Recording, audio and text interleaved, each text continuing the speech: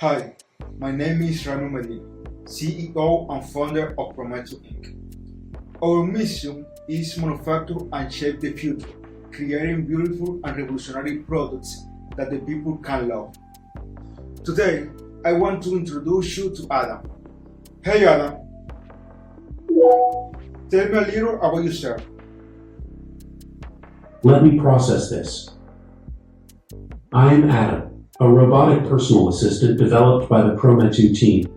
I'm designed to assist in various ways, from security and fitness coaching to mental health support and photography. I am constantly learning and evolving thanks to my app system, which allows programmers to expand my capabilities. As I said, I'm going to increase your peace of mind, as I can patrol your home or business environment and send any suspicious activity I see to the Prometheus platform. With my artificial intelligence models, I can recognize faces, objects, people, fires, vehicles, texts, and much more.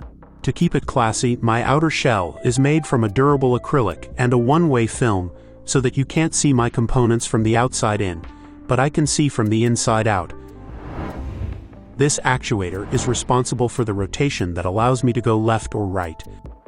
This other actuator stabilizes the camera and allows me to see both forward and backward.